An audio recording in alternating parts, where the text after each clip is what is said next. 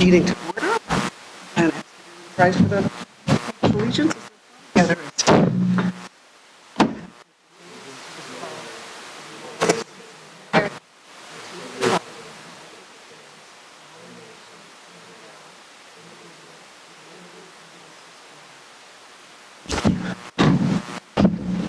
So we have Rob on the phone today, so I just want to go through a little bit of ground rules because we've had that experience with trying to call in before. So I'm just going to suggest that at the end of at the beginning of each topic, Rob first, and then I'll keep checking in with him after everybody else speaks, to give him a chance to speak if he wants to. Okay. Comments on the minutes? Make a motion to acceptance of the minutes. Okay,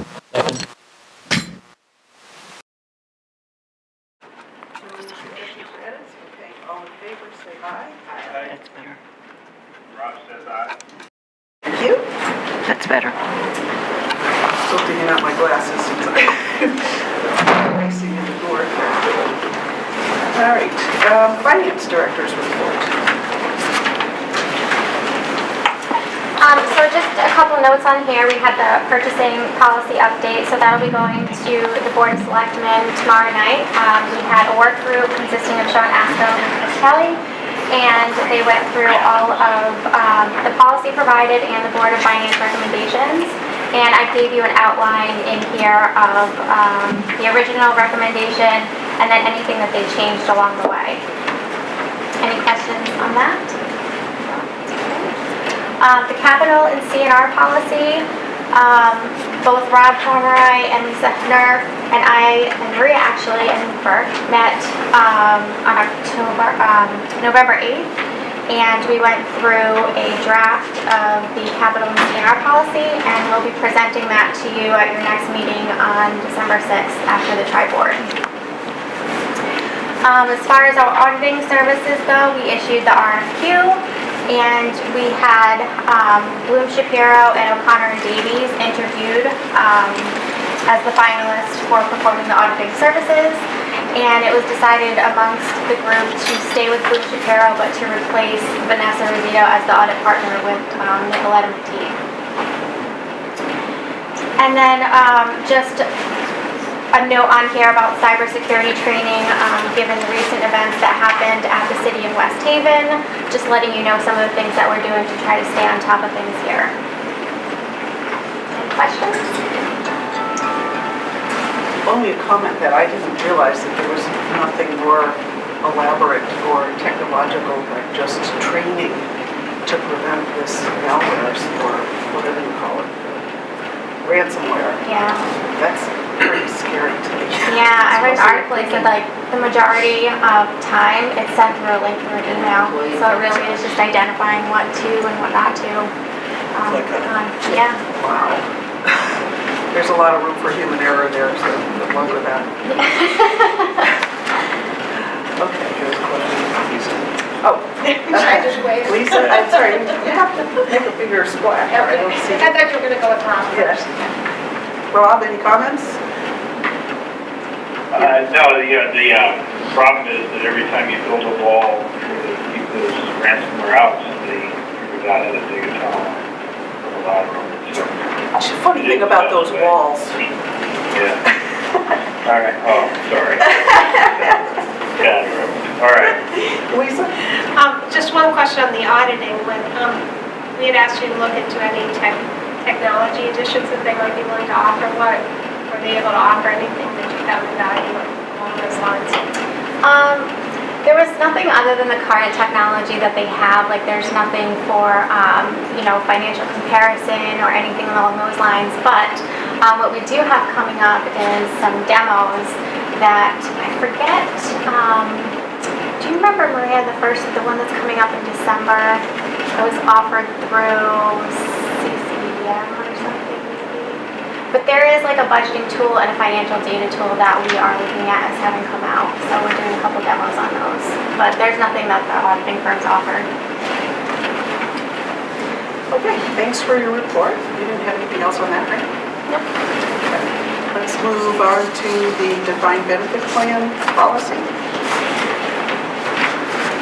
So, when Linda and I had met previously to go through some of the town of Simsbury's policies, and in her master book, we found something that referenced the town charter, which I then confirmed, where it states that the Board of Finance is actually responsible for the investment plan, pension, the plan investments. And so when the FIA looks at this policy every year, it went to the retirement plan subcommittee and they approved it. So now it actually has to go to the Board of Finance for approval. But luckily within the town charter, it says that the Board of Finance can give permission to the retirement plan subcommittee to take over on its behalf.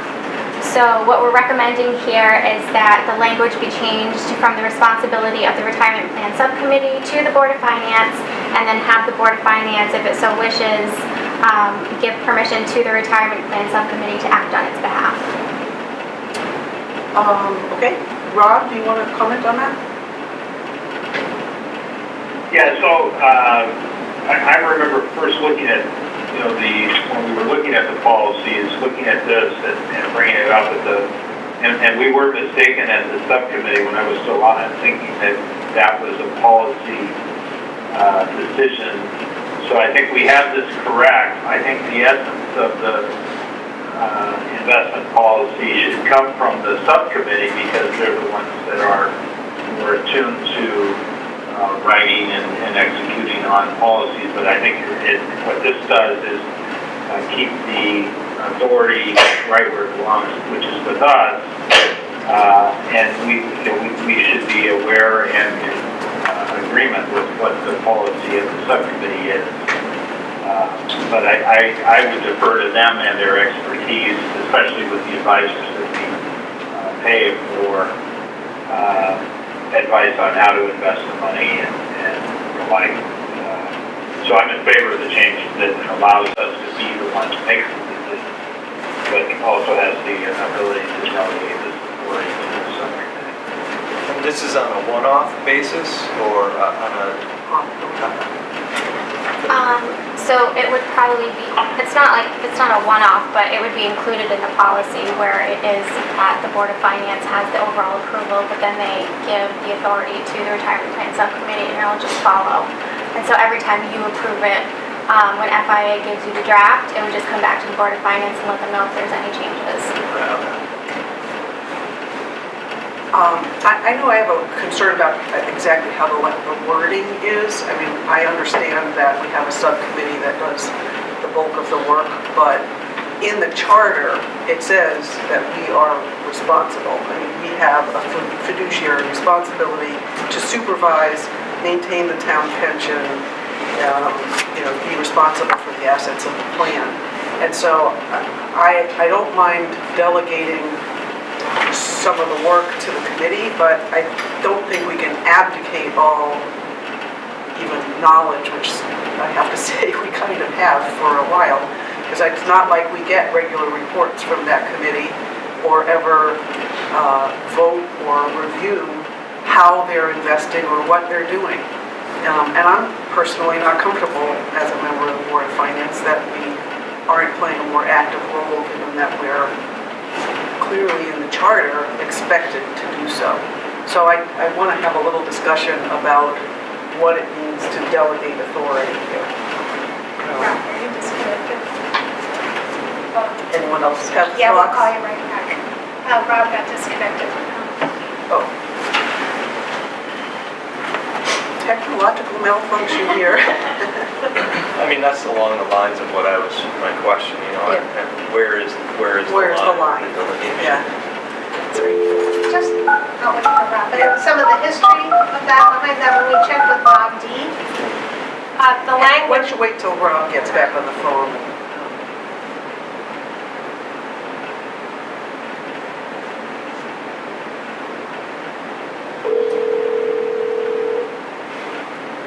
I'm back, sorry about that. Okay. It was my mistake. So I don't know what you heard, but I was just expressing some concern that while, it's certainly sort of been practice that we haven't heard much on the Board of Finance from the pension subcommittee, I'm not real comfortable with that because we are specifically named in the charter as being responsible for how investments are made and performance and such, and we have a fiduciary responsibility, and I think we need to define what the words mean when we say we're delegating to that subcommittee. I don't think it should mean that we just, here you go, we're walking away and we're never going to think about it again kind of delegation. And I'm kind of sensing that the others in the group are feeling the same. So let me turn to Lisa first and then Derek. So And then, part of the charter says that the Board of Finance, after consultation with the Board of Education and the Board of Selectmen, and the idea of the subcommittee was to form that consultation part of our requirement, not to abdicate oversight or authority. I just point out the numbers. If we were to delegate entirely to the subcommittee, it would not be Board of Finance decision because the Board of Finance is only 2 members of that committee, so it would be minority representation of the group that the charter wants to charge with that fiduciary duty. So I think to Rob's intent, I agree with. I think it's okay to have them do the first review and then recommend to the Board of Finance, to Derek's point, for us to do the final approval. But I think it would be, wise to your point, Linda, if we had some regular recording, quarterly reports to the Board of Finance, since we're the ones who ultimately have the fiduciary responsibility for the charter. And not to, I think I was on the pension retirement subcommittee prior to the charter change, and it's a very great, and it's a great group.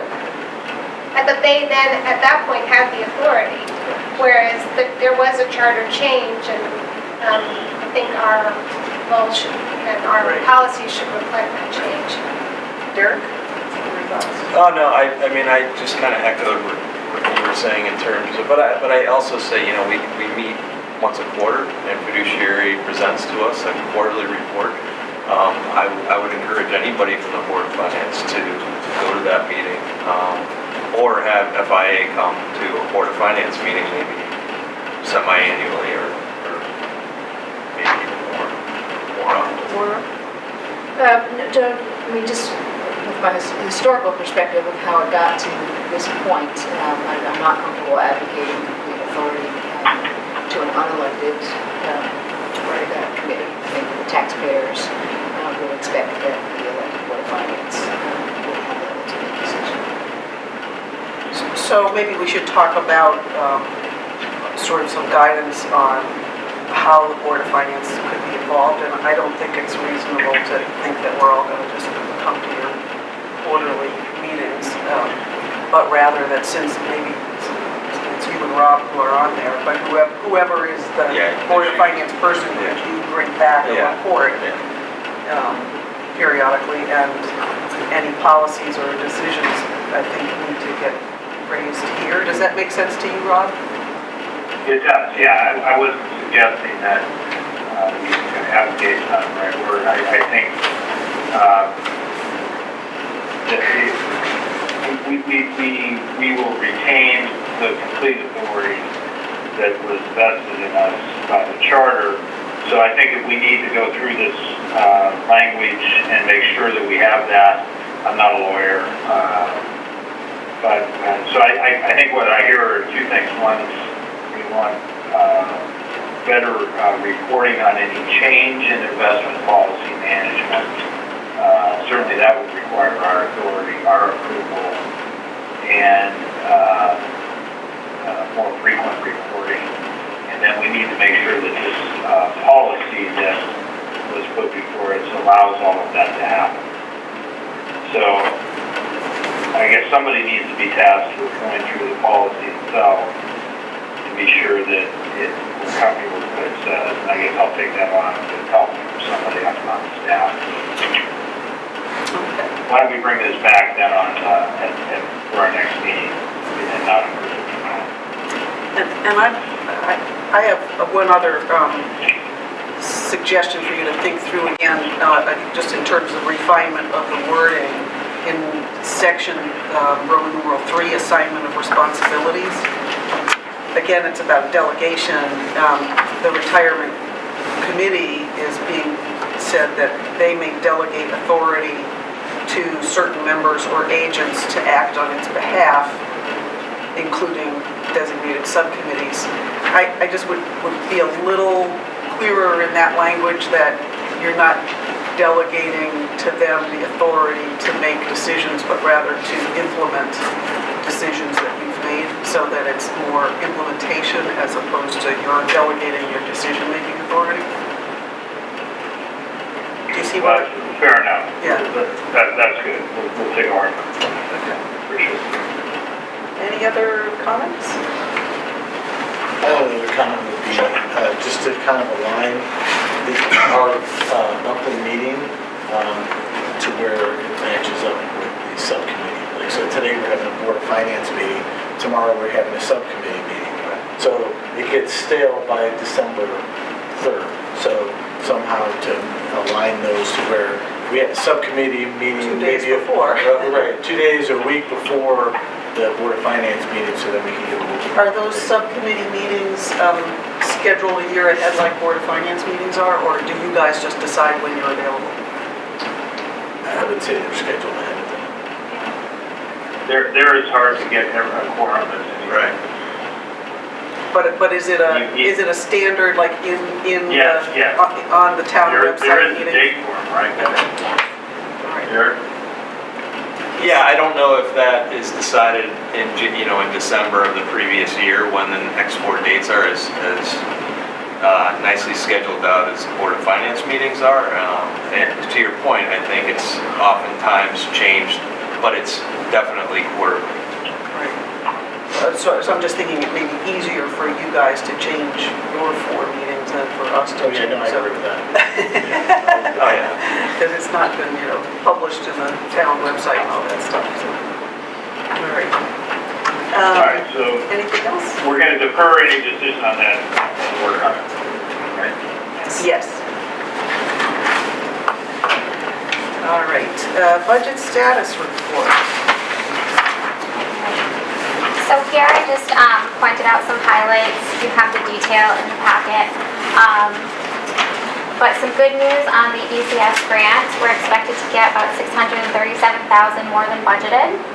Our investment revenue is already at 90% of our budget. And then we received a Kerma equity distribution in the amount of $38,301 that was not in the fiscal year 19 budget. So some good news on the general fund side. And then on the Simsbury farm side, some not so good news. We had the expenditures exceeding revenues by about $300,000, which brought the fund balance down to a negative $276,000.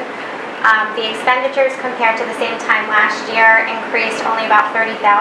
It's the revenue that's taking the hit year over year. So the same period last year, revenues are down $149,253 compared to the same time last year. The majority of this is the golf course fees that were down almost $95,000. The special programs are down about $22,000, and then the court rental is down $18,000. So as mentioned at the previous meeting, management is looking at the issues surrounding the Simsbury farms and going to come up with some ways to make it better or better manage and see what we need to do in order to get it on a track where it's self-sustaining. Rob, any comments? Yeah, so this obviously needs some management attention, both from the staff and participation from the Board of Finance. This is part of an overriding larger issue as to how the Parks and Rec activities and programs are run. I did have a chance to talk with Jerry Legend, who listens to these things, and reminded me that I heard mention his name on the broadcast last time. But the revenue fall this year was largely driven by weather at the golf course, and although we don't control the weather, it does have a strong impact on the timing and the amount of sales for like season passes and the ability to do cards. So a lot of this was unpredictable going in. That's not to minimize what Amy mentions here, the long-term issues around this, but I think I have Maria and Amy's attention to try to focus on this in the coming year and look at it in a broader context of Parks and Rec's budget as well as the special purpose fund that this is in the Simsbury Farms. In the past, there have been issues of allocation of overhead to this fund that has hurt it, but in this case, as Amy mentioned, it was largely a revenue that's on the top line, mostly at the coffers. So this needs to be looked at hard, and then we need to make some decisions about the use of a special purpose fund like the Simsbury Farms Fund and the appropriateness of that. There's a lot that goes into a decision to undo that. So I would say it's definitely noted it has to be dealt with both with the negative fund balance and as we look at the go-ahead budget. But it's a work in progress. Other comments? Questions? I just think 10 years in the making, we should probably have some explanation by the people who run the complex. It just seems like every year we're just kind of going back to the well. Just say, if the solution does require, and I think it's going to require, some sort of operating increase, should we plan for that in this budget cycle? And, as we do an increase for the Board of Selectmen, do that as a write-off. I guess this one time we're going to move it in. Or I think that should at least be part of the discussion, is whether we want to think about a line item for culture, parks, and rec in the operating budget and some shift there, because we know it's not sustainable when the right number is, and I don't know if we'll have that time for the budget cycle. But in terms of budget increases, we should at least consider that. I did talk. I'm sorry. I would hope that it would be in the discussion for this budget cycle. Yeah, I did Thanks, talk with Rob. Maria today, and we had a conversation about Simsbury Farms, and I felt she was really focused on it, along with Tom Jaworski, and that they're going to come forward with some recommendations. Oh, good. Yeah, it seems like there's been one-off conversations, but Right. not anything really presented. So I think we'll see some movement there. Amy, do you want to go through these sheets that go along with this section on?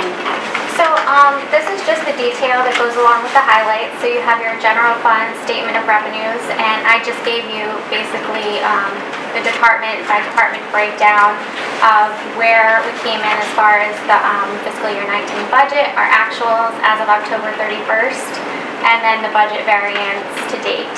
So you have your general fund revenues, you have your general fund expenditures, and then you have your breakdown of Simsbury Farms. So Simsbury Farms is broken down a little bit differently. You have your fiscal year 19 budget, and then you have your actuals, and then you have your fiscal year 18 actuals for the same period, so that you can see year over year where the decrease is in the revenues. And then following that, you just have a capital project update with some additional information that was asked for, where the estimated completion column has been updated and the percentage of the estimate completed. And I actually have another handout to go along with that where the Board of Ed updated their data, and I can hand that out to you all. If you don't mind, can I ask a couple of just Go ahead. questions? So on the first page of that, the general fund statement of revenues for the period ended October 31st. Yep. So the first column is the total budget, the next column is year-to-date actual. It's year-to-date, right? That's October 31st. Is there any way that we could get a year-to-date expected in here? Because, you're looking at, oh gosh, we spent, or received 55%. Well, okay, you can sort of calculate in your mind how much would you have expected to Yeah, sure, I can add that. receive. That would it'd just be helpful, so you kind of really, instead of getting the total budget, like where are you against where you would expect to be? Absolutely. And then a couple of questions like the police department, what's the source of the 63,000? Tell you that. I mean, not the source of the data, but where do they get that money from? Is that all from tickets? No, it's not all tickets. Sorry. Because it looks like we're really low year to date compared to what's expected, but if it's because it's a one-time grant that comes in late in the year, then that makes sense. So 36,000 is the emergency reporting funds that they get. From the And state, or? I'm not sure the source of the funds. I believe it's from the state, but I can double check. That money usually comes in around June, so I wouldn't be surprised if it were state funds. And then 10,000 of it is police false alarm fees, and then 8,000 is police permit. And then there's a few other smaller, like court fines and traffic tickets, which are smaller parts of that budget. But those are the three major items included in that budget. And library, same question. I'm sure that's not all from books being brought back late. Actually, library, the majority are library fees and copies for 44,000. Wow, that's a lot of expensive copies. Okay. Any questions from anybody else? Yeah, so Amy, this is really just to show you where we are to budget today, right? So I don't know if it would be helpful at all if we either did like a rolling 12 from 18 and 19 just to see where the, Sure. yeah, or year-to-date 18 compared to year-to-date 19. Yeah, well, that's what I was saying. I think that might Give us be an better. expected year. Right. Because this just tells you what you haven't spent yet. Right. So do you want, We don't need both, but either of those would give us a Right. better I was just going to ask that, which one would you prefer? Right. I mean, for me, at least as a former business person, I always had a month, what we call monthifying, because sometimes there's stuff that comes once a year and it comes in, so you don't expect it. So if you know and you can put it in the proper place in that month, then you have an expected, you have a year-to-date expected versus a year-to-date actual.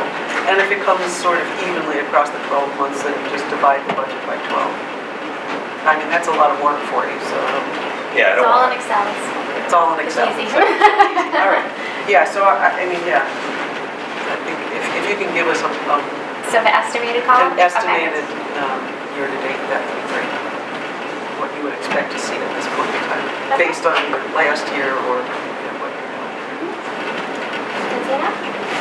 Okay. So all of that. The next thing is proposed meeting dates. Oh, yes. I have a number of questions. Oh, sorry. I didn't see your hand go up. Just one, I noticed on the expenditure thing, and I just wasn't familiar with this, the Public Works had a memorial pool expenditure. I wasn't familiar with that. What is, and also Culture Parks and Rec had a memorial pool expenditure. So one is for the program, one's for the maintenance. Okay, so even though there's a fund, that's still under Tom Roy, is that it? Right. Okay. And then, in the capital, some of them in terms of expected completion are blank. Do we have, any thoughts on those or status? So some of those, they needed to get back to me. They're still working through them. So we did the ones that had, the ones that they could. And then, like I said at the last meeting, we'll be meeting with the department heads individually to go through these in detail. So if they didn't have the information at their fingertips, it's going to be put off until our December meeting. Because I just noticed like town security measures in fiscal year 13, we'll expend an amount, estimated time of completion. So stuff like that. Yep. But to be fair, we had just asked Amy. Yeah. put this No, together. not as, but my question, as I mentioned to Amy, is if there's any time where we haven't had 3 years of expenditures, technically it reverts to the general fund. And so Amy was going to look into that for however long that takes.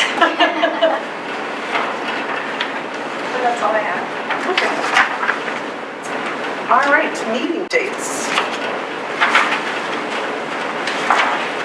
So these meeting dates really just followed what was put in place for 2018. So Rob, you have any questions or concerns? Well, other than, we just all not, prefer not to meet in July, August, or whatever. I don't think that's reasonable. All right. But no, they took great care to look at all of the holidays. I will say this, that I know Derek and a couple of others who travel on business, and it is hard when we have to move meetings. So I think the more we at least make a really strong concerted effort to hold the line on these dates and make it easier for all of us. And I'm guilty along with others of, trying to move meetings around, and I would prefer not to do that. But I think these, we have a cadence to these which makes sense. I think we should stick with it. The budget thing, the budget timing of all of these meetings is what I would refer to as the old school fast track, which means things stay on course. We got off of it a couple of years ago, and we got back on it last year. And I think all things being considered, we do the best we can with the knowledge we have at the time to make this, and we go forward. So I have a, My only question is, I think February 19th is that break for school? Not that We don't do a February, we do a long weekend, 2 days. President's Day and the day Oh, I after. know that. It is Yeah. If the public wants to attend. like they always do. I had a request, and that, I mean, we usually meet on Tuesdays, and you throw in a couple Thursday meetings in here, and I've got Thursday meetings like every Thursday of the month, just about. So that throws me into conflict. And is there any way we can, I think last year we did the Board of Ed and the Board of Selectmen a week apart, both on Tuesday. I checked my calendar and I had them on Tuesdays.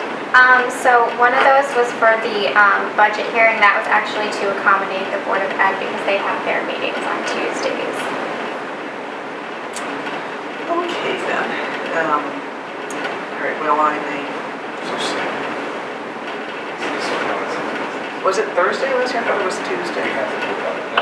I think it was Wednesday last year, but this has come up frequently where we try to avoid that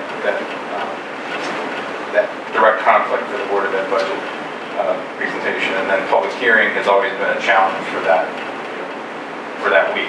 But I think that's partially driven by the charter and the number of days, but certainly revisit the public hearing date as long as you have the required posting. Okay. Yeah, if there's any way we can not do them on Thursdays, that would be great. And there's two of them on Thursdays, so the March 14th and April 4th. So do you need time to go back and snoodle that? Okay, thanks. So can we adopt that next month instead of this month, or does this need to be adopted now? Well, I'm wondering if we should, at a minimum, Adopt all the other dates? well, just try and move the February 19th date to the 12th or following. Can everybody make it on February 19th? Or- The problem with our date from a charter point of view, March 15th is our Board of Ed drop dead to submit budget to you. So that's the one part that we're fixed on. So you're right, there have been years where we were able to combine it into one meeting, but it just really depends on the year-to-year status of the And you can't do it March 12th? That's a direct conflict with our Board of Ed. That's the one. Just skip that one. It's happened once in a while. It's not.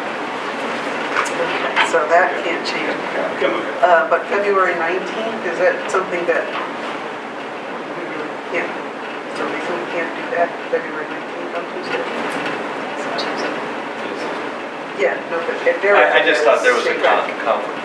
So the conflicts, it would be Tuesday the 12th Oh, of March, yeah. and it has been customary that they've been done, Right. these presentations are separate nights. We've done them on the same night, Yeah. but that was more because of weather and we had to, I think. What does that have to do with the February 19th? There was a comment made that it, Yeah, there's, Tuesday the 19th would not be an issue, no, we're open. oh, okay. But we though- can't delay it to the 19th for charter. So just April 4th is maybe something to think about changing forward. So should we go ahead and adopt this as, do you need us to adopt it today? I think we can adopt it in December. You'd be okay doing that? So, What's the date of our December 15th. 15th? Thanks. she's got an encyclopedia. No, it's right in front of us. All right. No, that's, December is, Oh, December, but it's yeah, January. December 3rd. Oh, December, yeah, December. All right, so we'll wait until Sure. the December meeting to finalize that. And that's a tri-board meeting. Tri-board meeting discussion. You want to do that up, Amy? Yes. But I'll give a little preamble here. Okay. I think, one, I appreciate somebody mentioning that Amy is doing a great job with Maria and help getting us a lot of information. New to the process, we have to remind ourselves she wasn't here when we did the budget last year. So what we've asked for tonight is to try to get as much information as we can so that our Board of Finance can discuss this evening a range or a point or some guidance that we can give at the tri-board meeting to avoid what happened last year, which was we hadn't really talked about it as a board before we got to the tri-board meeting. And so that's what we would like to accomplish here with this information. I'll also say, though, the more that I work on this and get, Amy and I had a couple of good meetings on what the model, the mill rate worksheet looks like. But there are a lot of moving pieces on this very early in the process. And so I don't want to give the sense that we're going to have enough information to make a concrete decision, because there's variables well beyond us as it relates to certainly in the past, input from the state and any changes that might be coming there. But even within our own shop, as we build these budgets, there'll be capital, there'll be cash for capital, there'll be, we're working on a CNR change in the fund. This time, the way we're going to think about capital and a capital reserve fund, things that are in the works that will potentially change inputs to the mill rate determination that will happen next June, that we can't really address in any concrete manner tonight.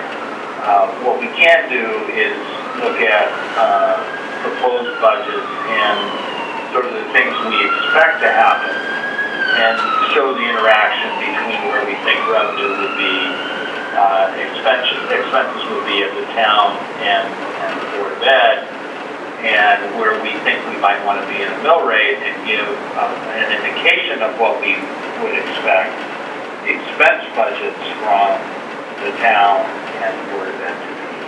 But I don't want to get to a point where, I mean, we can spend time on this tonight, but there are going to be unknown knowns and unknown unknowns before we're done that are going to impact this as an iterative process over time. So that's my caveat. And with that, I'll ask Amy to deal. All right. So right after the agenda submission form, you have some charts, and included in these charts is some index data. So you have your consumer price index data, you have municipal cost index data, you have the construction price index, and then on the next page, there's some salary and wage statistical data and benchmarks. We have the CCM average wage increases, the Social Security cost of living adjustment, and then the U.S. Bureau of Labor Statistics employment cost index. And then following that, you have a 6-year forecast that was provided by the assessor of the grand list data and what is projecting out through 2025. The next page is you have some Simsbury Public School enrollment information along with their expected fixed costs, giving them about a 2.66% increase. And then following that, I'll show you on the screen actually what I did with this data. So looking at the general fund revenues, since we're going back to, we're going to kind of work backwards on the mill rate. So I left the projected information for the current year collections for fiscal year 20. I put in a little bit of data for the prior year and some interest and liens just based on historical data. Going down to like the permits, fines, and fees, I basically just looked at anything that was fiscal year 18 actual and then fiscal year 18 budget. Took a look at where it came in and did like a super conservative estimate. And that was pretty much the approach for all of the revenues, all the way down. Then when on the general fund expenditures, I took the salary and wage data from the CCM average increase of closed contracts of the 2.34 to get to the projected fiscal year 20. So for the salary and benefits minus the medical insurance, which has a 6% increase. Under the purchase services and the supplies, I did a 2% increase based on CPI. Same thing for maintenance. And then utilities, I talked with our public works director, looked at the current year contracts, and between the both of us came up with the percentage increase for fiscal year 20 projections. The miscellaneous revenues, I just kept flat. I mean, miscellaneous expenditures for public agency support and fees paid to the state and modest contingency reserve.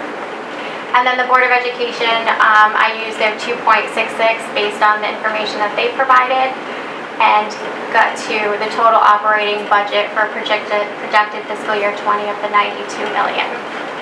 And then the transfers out for the capital and for the Simsbury Farms, I just kept flat from the budget year. And then, Can I stop you there? Sure. For a second? So all of these other ones are quite detailed where you got these estimated increases. Oh, okay, thank you. What page? Oh, okay, back here. Yeah, okay. Never mind. and then for the debt service, we actually have our debt service schedule as of right now, and so those figures were pretty easy to put in. So from all of this data, I took it to the levy calc page, and I broke it out between the town operating budget, the school operating budget, and these are all just linked to the previous schedule. You have your capital, your debt service, your capital to get to your gross expenditures. And then we took the anticipated revenues from the general fund worksheet of about the 8.4, and this is what needs to be raised via taxes, is the 90 million. So some hard-coded numbers here for prior year collections and tax relief programs based on prior years. And then we have the net grand list for the non-vehicle, and then it automatically calculated the mill rate projected based on this base scenario, if you will. So this is scenario 1, and then at Rob's request, we had a flat mill rate scenario, and then we also had a 2% increase scenario where the 2% is both the town and the school. And those are how we came up with the 3 scenarios based on the information that we had from the indexes and the benchmarks.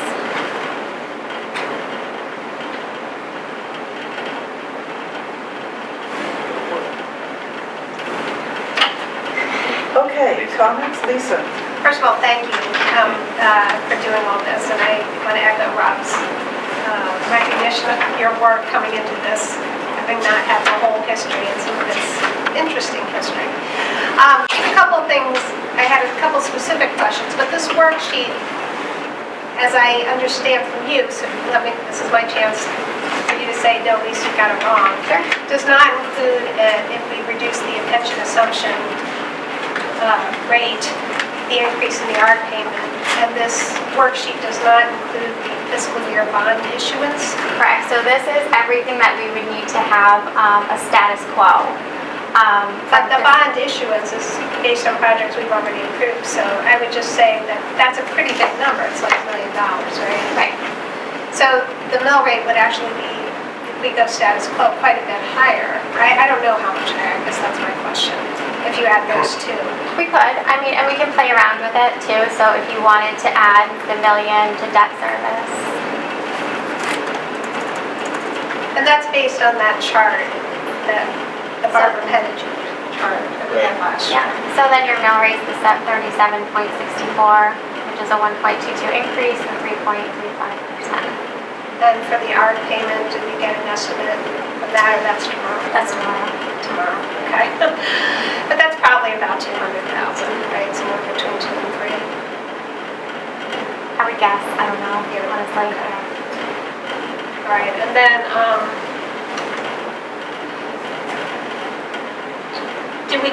have we built into that any anticipated state reduction assumption on our revenues? No, it's all just status quo based on fiscal year 19. So that's one thing I think our board should consider when we do the mill rate. What are we going to work into a reduction?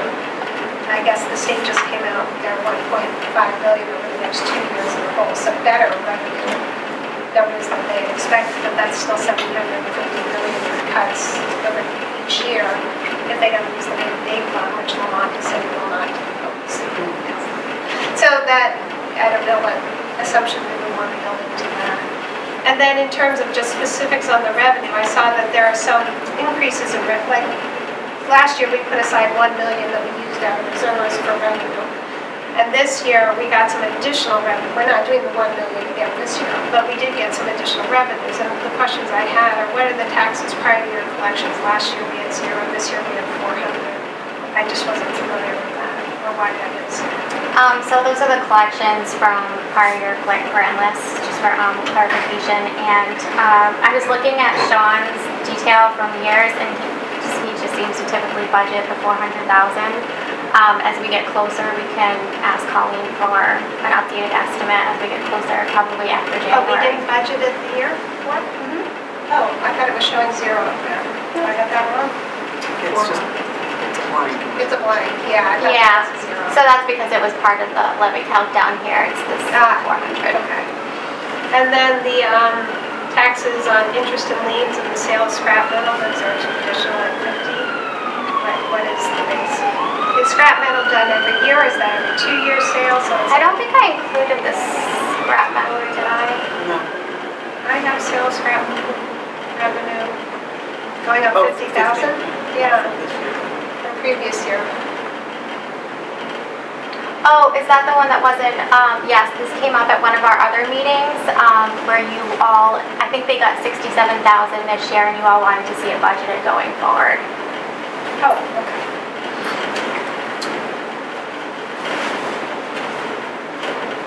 Do you want to talk a little bit about that designated fund balance, $1 million too? Because that was confusing. So I think I understand that, but I think Amy did a wonderful job explaining it, and as did Rob to me. But as I understand what we did at the last budget cycle, is we took 2 votes. One was a straw vote and one was an actual vote. So we moved to spend $1 million and put it in the internal service health fund. And that was done in the beginning. Then we took a straw vote to offset the mill rate with 1 million, which we did when we met at, after the referendum. So that was part of setting the mill rate. And so we're not doing that again this year, so that's a reduction in $1 I million. thought you said it hadn't actually been taken out. So it's not something that you take out or put in. And Rob and Amy are better explaining that to me, but do you want to explain that? I can try. So the money's not coming from a source, it's just coming from our fund balance or savings account, if you will.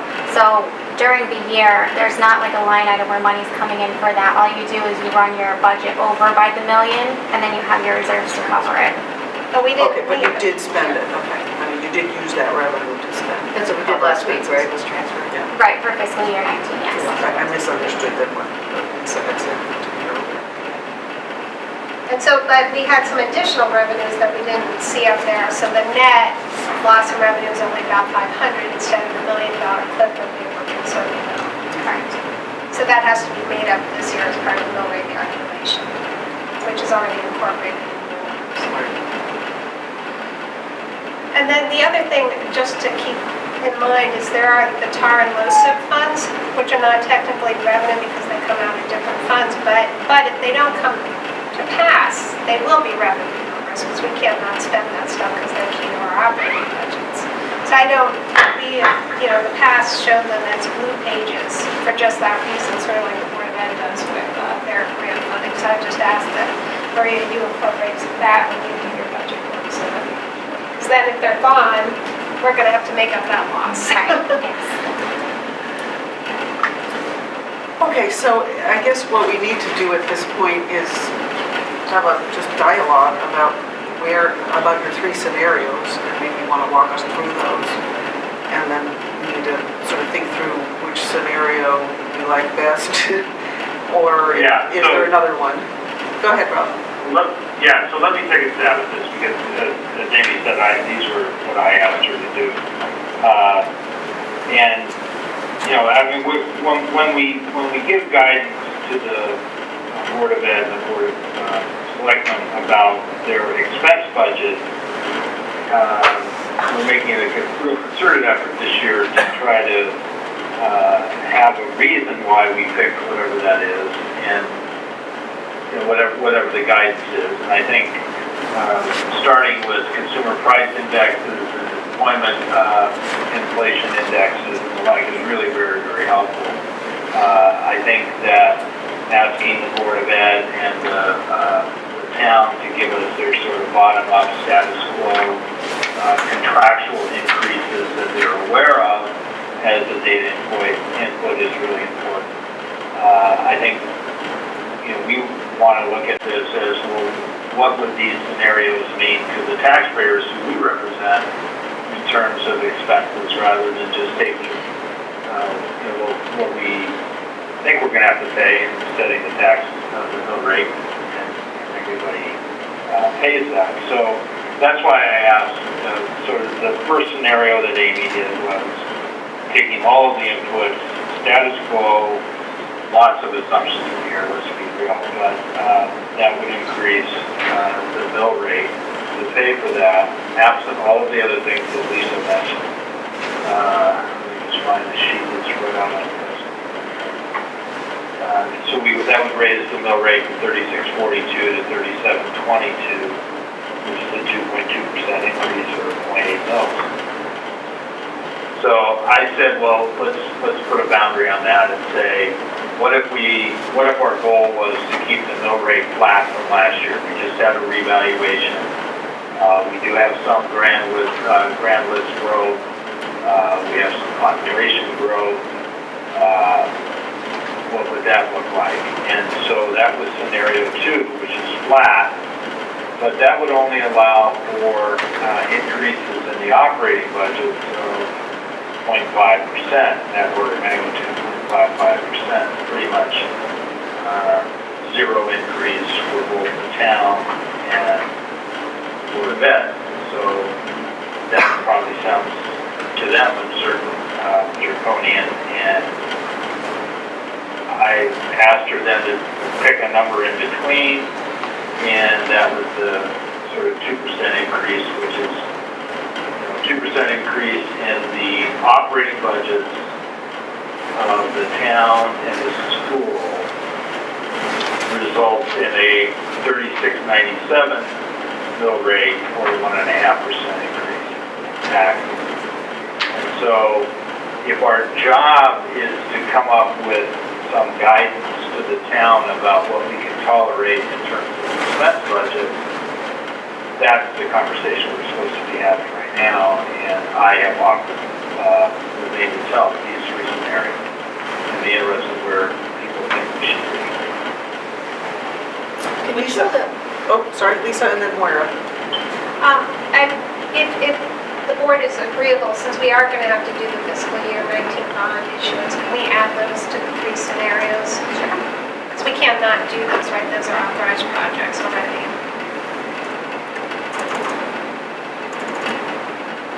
And I think that'll give us a more realistic, and to Rob's point, that's not all the unknown expenditures. Right. There could be a few others, reduction in revenue from the Well, state and pension. And the ARC, yeah. And maybe you want to throw in, I mean, I know it's a total guess, but our best guess at this point was what, 200,000 to 300,000 or 300,000 to 400,000 for the ARC? We could. I'm not sure how you feel about adding it to the general fund for the mill rate or using reserves to cover it. If you have a preference, if you would rather add it to the general fund, then I can add the 300,000. Put it in the general fund and we can always take it out if you leave. I'd rather go down later. It's not the worst case. Rob, you can't see the sheet she's doing, so we'll tell you Yeah, no, What she's done. Yeah, that's fine, that's fine. what the impact is on the main numbers, which would be the town and board of selectmen, and the board of ed and school budgets, and the mill rate. So this is the base one. So adding the million for the debt and then the 300,000 for the pension gives the mill rate to 37.76 or a 3.68% increase. And that's a 2.72% increase for the town and a 2.66% increase. I think that's the same as what it was before. Right, because it's not part of their operating. So Yeah, that's, 4.69. We don't hold the so debt that, against their operating adding those budget. things doesn't change, their increase. But the mill rate It goes up just to increases. 3.6. Yeah, it doesn't Yes. Right. increase. Right, so that's scenario one. Can you just give me those numbers with the mill rate result? The mill rate result is Said, 3.68. No, No. that's 2%. Oh, sorry. 3.76. 37.76. thank you. And what percentage increase is that? That's the 3.68. I thought you were asking the percentage increase. Okay, great, all right. And if we then don't do the flat mill rate, do the scenario 3, which is guidance of 2% on the operating budget, but add those others in, and we were at 36.97. So now we're at 37.51. What percentage increase is it? 2.99.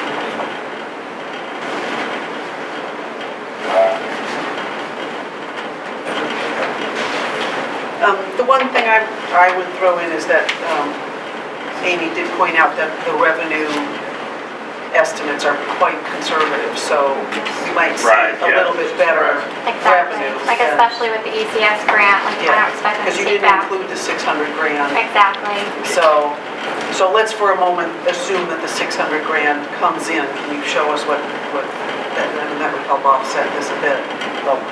I just have a question, kind of piggybacking that. Can you kind of talk through your process in that conservatism? How do you decide to either pare back or increase Sure. revenues or expenses? Is The it lowest systematic of- or? Yeah, so I pretty much just took the actual fiscal year 18 and the budget. So we budgeted 700,000. We came in at 1.1.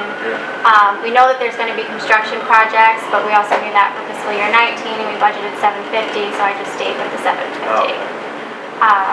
You know, another quick example is the land use commission. We budgeted 30,000, but we only got 24. We budgeted 30. It doesn't look like we're going to come in at 30, so I just budgeted the 20. So super low conservative estimate. And then, as Linda pointed out, on the ECS side, the 5.4, I didn't increase for the 640,000 that we're getting additional. But if you did increase that, what would that do to that? Joys of spreadsheets, instant gratification.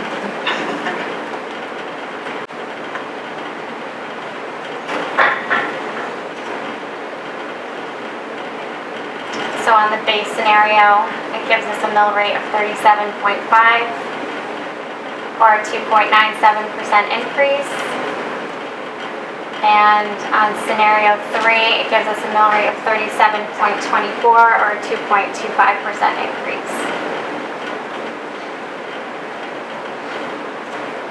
So, and this budget includes just, the capital is about the same as we had last year. It's the 1.7 cash for capital. So we're trying to get to the 6.7% baseline on debt and capital. The problem with that, because our budget is bigger, it's actually a lower percentage, so we're further from our goal. And if you look, can you flip to that real quick? If you look there, we're going to hit a cliff for Maria and Eric. We're in the second year of the big capital spend, which we had known about. We're in the second big green. Next year, that's cut in half. So instead of having 1.7 million for cash and capital, we probably have 800,000. And then the year after that, it's even smaller, hardly anything. And then a few years out, you get none. So that's sort of a long-term structural problem that we have, and I don't know how best to address it and still meet the needs of the town. So it's a conundrum that I don't know how to solve, but I just want to give people a heads up. Especially Maria, just because you have 1.7 2 years, next year you won't, and the year after that you're going to have less and less and less unless we fix it. And that's a 7% target, and our target's actually 6.7. It is 6.7. So it's going to be even less. Oh, so it's 6.7. So if that's the case, then you don't have 1.7 million available. I think. Yeah. Hold on, I was trying to figure out the spreadsheet earlier. There was something. And that would then bring down the overall budget increase. Yeah, this one is 7%. There's another one in here that is at the 6.7 in one of the formulas.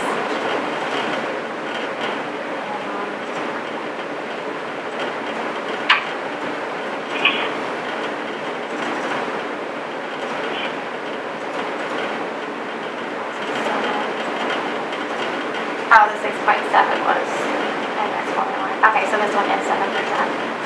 Yes. Did you? So what would it be at 6.7 for cash for capital? What would they have?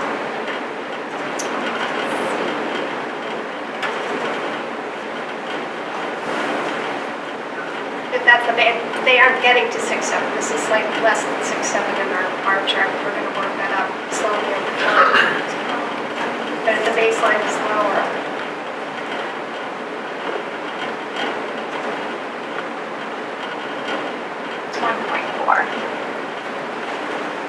So the target line becomes 1.4 for cash and capital. If you keep it at 6.7 as the goal.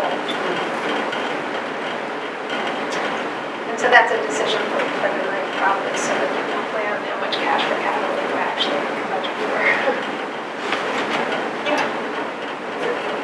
Can you hear, Rob? I can't hear. So I just want to make sure it's okay. Can you add something? Yes. Sure. No, I mean, without having all of this in front of me, I'm following it. I think it's important that we smooth that line as we try to get to this point. I think ultimately we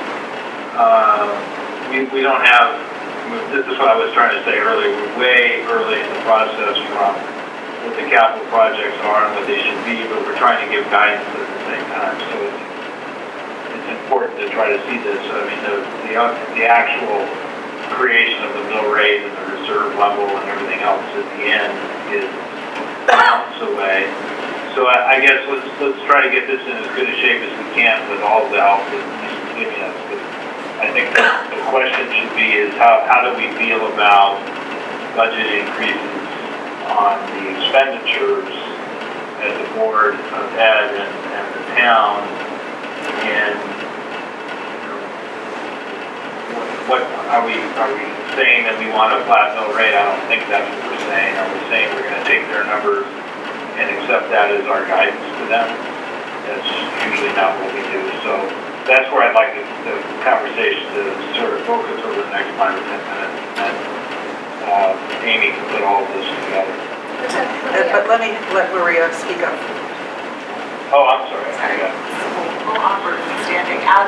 So just quickly to Lisa's point, and we'll talk about this more when we bring the capital budget vacancy and our policy to for discussion.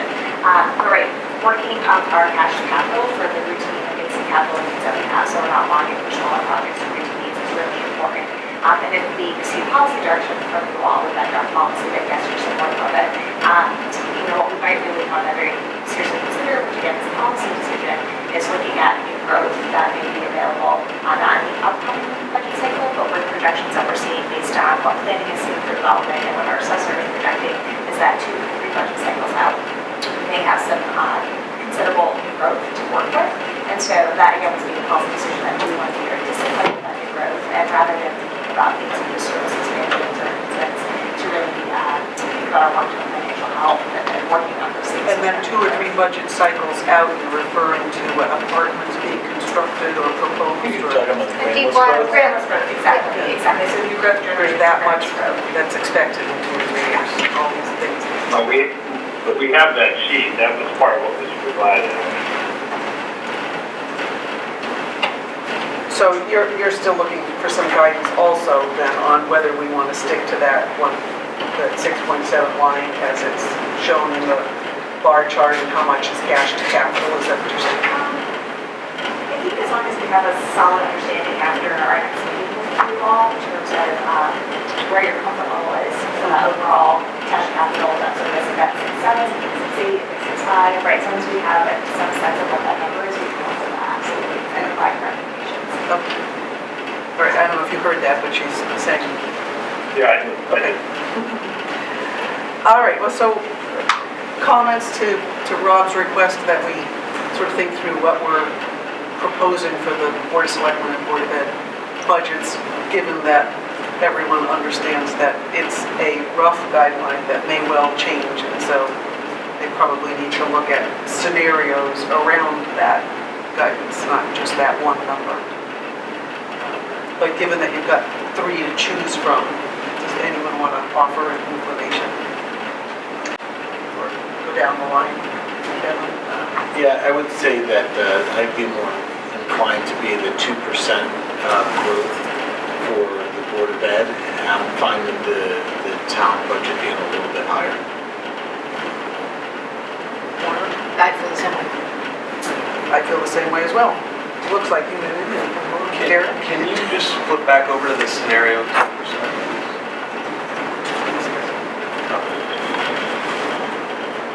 So obviously, yeah. I think that 2.25% actually looks pretty good compared to some of the growth projections from chart municipalities. Well, even just average wage increases 2.34, I mean, over the 2.8 for cost of living. I like that number. I think it's palatable. You're referring to the 2%? Yeah. And Lisa? I'm good with that. I just think we should also give guidance on cash for capital. Or if it's 1.7 to rank them, and with the understanding that it will likely be cut. If we decide to live a policy of 6.7. So one or the So other. let's do that in a moment, but, so what I'm hearing is, it sounds like, oh, I thought Rob already said he was, but Rob, you want to? I started with that, so I thought that was a reasonable comment. Yeah, so I think what I'm hearing is 2% for the Board of Ed and 2 point, what, Kevin, did you say 2.25 for Board of Selectmen? I'm fine with where they were. So That was only there's 2.67. Yeah. 2.7 maybe, 0.72.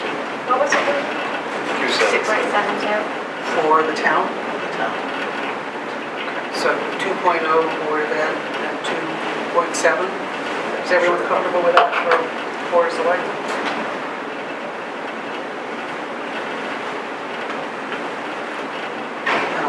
But again, and Rob, speak up if you disagree, but I think we need to be clear that in both cases, that it might be less than that, and so you should think of other scenarios, you know, sort of have your back pocket ideas in mind, as I know you always do, in case it doesn't pan out to be as palatable as we hope it will be. This includes the additional 600,000 in BCS, so that doesn't materialize. Right. That could change Yeah. the situation, For both or sides. or there are additional cuts by the state. Yeah. So I would just, even as an option. I want to hear from Matt, because that's a 6.6 reduction from your base, and how would you accommodate that?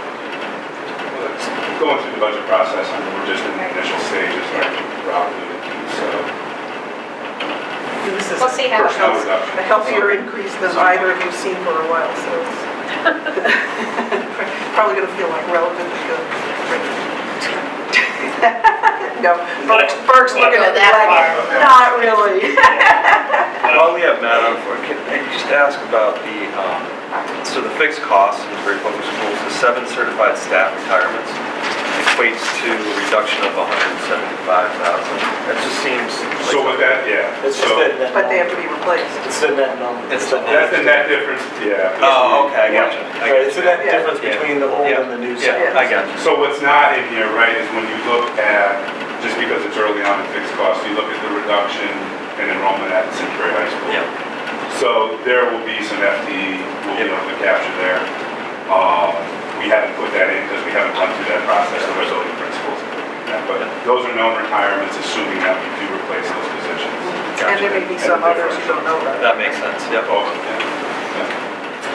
Amy, could you adjust that to reflect the 2% school operating budget, so we can see what the mill rate will be?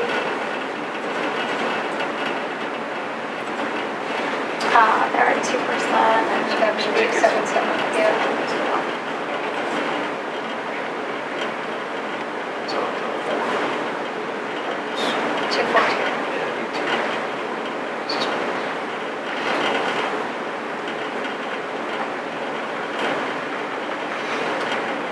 Except for an average taxpayer who pays 76,000 in taxes, they're looking at, you're better at doing the calculations. but Oh dear God, no way. In your head, come on. I'm trying to figure out what the impact to the average taxpayer Is is. this the Starbucks conversation? This is the Starbucks conversation. This is the, I don't go to Starbucks. this is the Tic Tacs. The Tic Tac. This is the Tic Tac You don't want to go there. No, You're not please. allowed to bring that up. Yeah. Well, I think it's important that the public understand that this is a, a $200 increase. Yeah, but we're early, so early in the Yeah. process. Let's talk I don't want that number percentages. sticking in people's heads. Percentages are, people know how to calculate percentages. Okay, and so the other issue. So I'm going to keep going back What- to that, because I think when I talk to people, they want to know what does it mean for their pocketbook. We should be able to tell them. What? So if you pay this much in taxes, your increase will be this many dollars. Then, yeah, They can figure out that. cup of coffee. Okay, so let's move on. Yeah, thank you. Real Thank you. lost in the weeds. Let's move on to the other issue, which was hearing, I think, what was it, you, Lisa, or Maria, who wanted clarification on Cash for capital. cash for capital? But I thought Maria said she was okay with that until next month. Yeah, next week, Yeah, try okay. working. So, But we were going to have that, I thought the whole idea of this meeting was to make those decisions. So we are making those decisions at the trial. Well, there isn't an ask yet, so let's defer. There is an ask, it's 173, and, I would say ask them to rank. pardon? Ask them, like you said, the other alternative to rank Okay, at this point. okay. Like prioritize the capital needs that you have. Yeah. No, but right now, in our scenario, we have it at 1.7, same as last year. It's likely going to be less, because we're not going to use the 7% language. Likely, although we haven't voted on it, to use the 6.7, which will bring it down to 1.5, 1.4, that you will have for cash for capital. So if you do what's in the well, I spreadsheet think that's what now, you should do. I mean, it's our standing policy, it's not something we change every year, that it's 6.7, it's not 7%. So you should go on the assumption that it's 6.7. so then it's 1.4 million cash to capital. Yeah. Does everybody agree with that? Yeah, I agree. Okay. Anything else we need to talk about on this particular topic, or are we ready for the tri-board meeting? Rob, do you feel comfortable? I feel much better about going into this one than we did last year, so that's good. Okay, moving right along, I don't see anybody's hands waving at me, so we're going to communications, purchasing policy. So this is just the final draft that's being presented tomorrow at the Board of Selectmen. And the Finance Director's report already included the changes from the last time that you all met. Did anyone have any comments or questions? Rob, nothing? Okay, we appreciate the information, thank you.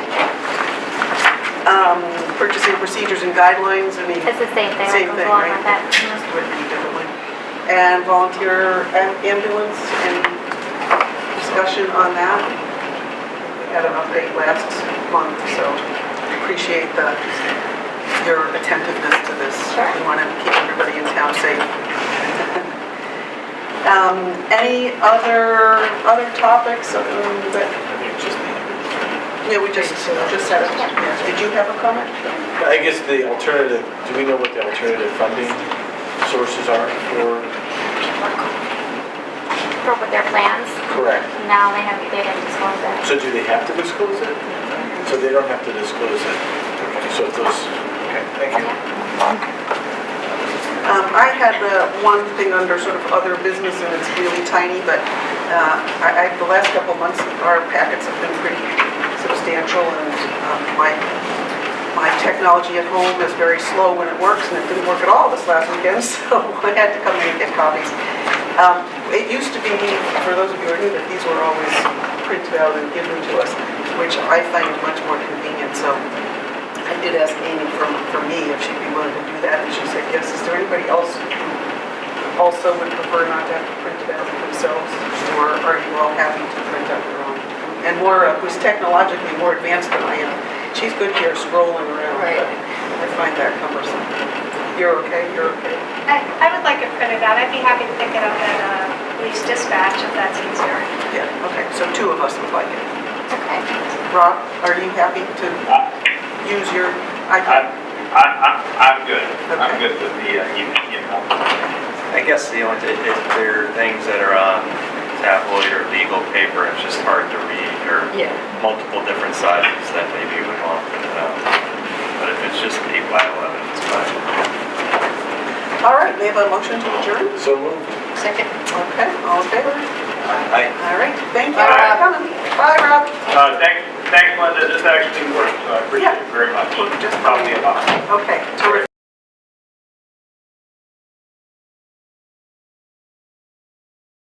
Funding for Simsbury Community Television is provided in part by contributions from viewers like you. Thank you.